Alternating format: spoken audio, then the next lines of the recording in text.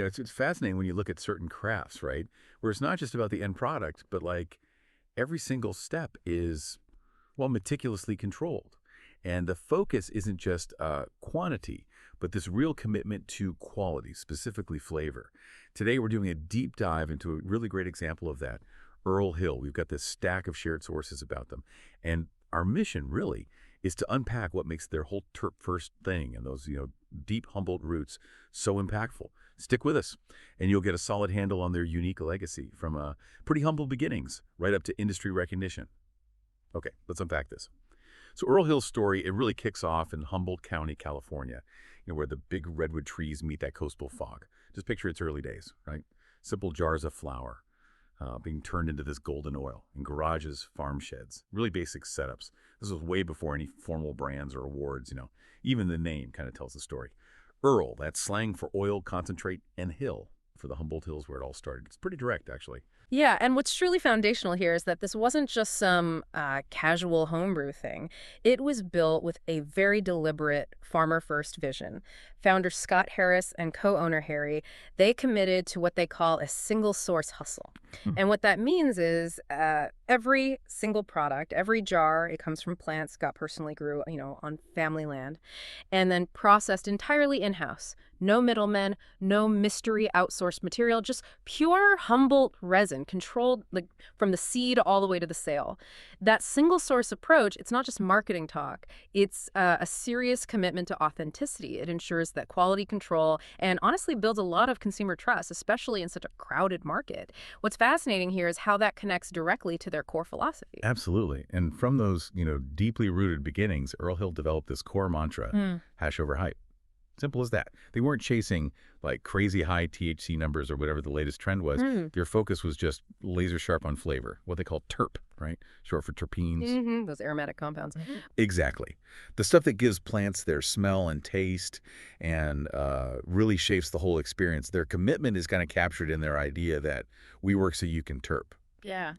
I like that. And they push different formats, too, like live resin. Right, made from fresh frozen stuff to keep those terpenes potent. Yeah, and live rosin, the solventless kind. Yeah. And even fresh press, all geared towards that flavor-first goal. And for, like, a perfect example of this dedication, you got to look at the Granny Candy number 65. Oh, yeah, that one's legendary. Right.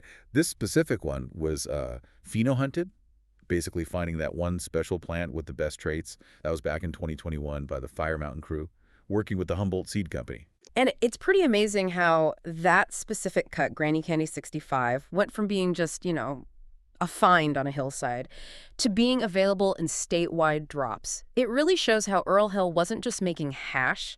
They were actively cultivating a whole culture around nuanced flavor. Here's where it gets really interesting. In an industry that often just screams about potency numbers, right? Their terp first thing, especially with a strain like Granny Candy 65. It really drove home the point that complex flavors, those unique terpene profiles, they matter. Its success kind of proved that, authenticity and just a really memorable, delicious experience could hit harder with people than just pure hype. And that focus on flavor and quality, it definitely got noticed. Errl Hill's been racking up Farmer's Cup plaques pretty consistently since, 2015? Yeah. Stacking awards, getting recognition. We're talking wins like highest church for their forbidden cookies, best flavor for Hella Jelly, and even second place for their solvent dabs with creme brulee. It was pretty clear from all those terp trophies, as the sources call them, that, yeah, they weren't chasing hype. Hype was chasing them. Totally. And their growth wasn't just about winning awards either. They were smart about it. They strategically expanded beyond just the jars. They moved into convenient all-in-one vape pens, like their sherbet cream pie. Plus, they did some pretty big collaborations. That one with DNA Genetics on strawberries was notable. And what I think is really cool is their innovative terp stash tech. Oh, right, the online tracker thing. Exactly. It's not just a product list. It's this online tool designed to actually educate people. It details the specific terpene profiles, explains the flavors, the potential effects. It's a powerful way to help you understand quality and flavor beyond just, a catchy strain name. That's smart. And that expansion, it took them from their home base, Arcata in Eureka, out to shelves all over California, right? San Francisco, Santa Rosa, Oakland, even down south to Dr. Green Thumbs in La Mesa. But they made sure, as they expanded, they were bringing the Humboldt resin without watering down the story. Kept it real. Yeah. And, this kind of raises an important question. How do they manage that? How do they scale up, expand geographically, launch new products, but still hold on to that core identity, that commitment to their roots?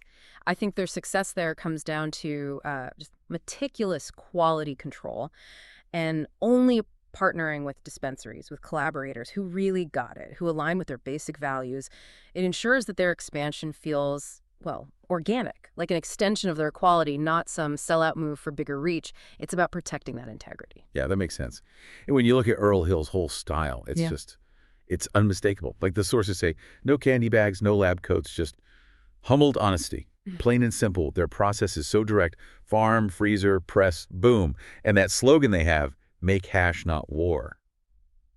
It's more than just words, isn't it? It really reflects how they It work. absolutely does. The sources really hammer home that this crew, they live hash. Yeah. They make that live resin with, like, serious precision and passion. You feel it. Definitely. And in a market that, let's be honest, is often full of what the sources call fake numbers and outsourced oil, Errl Hill just carved out their own lane. They stayed unwaveringly single source, always terp first, and just, deeply proud of that Humboldt heritage. It's clear they don't just sell hash, they're actively guarding what Humboldt built. Setting a standard, really. Their influence is, well, it's etched in resin. It shows that commitment to your craft can build a real lasting legacy. So what does this all mean?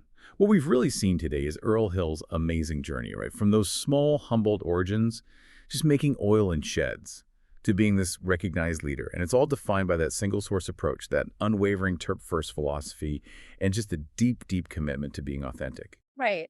And maybe a final thought for you to consider is, in a world where everything's kind of getting standardized, mass produced, what lessons can we actually take from Earl Hill's dedication?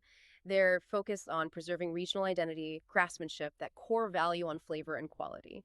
And think about how that make hash not war idea, how it might extend beyond just their product to a bigger philosophy about integrity, about passion, in whatever business you're in, something to chew on.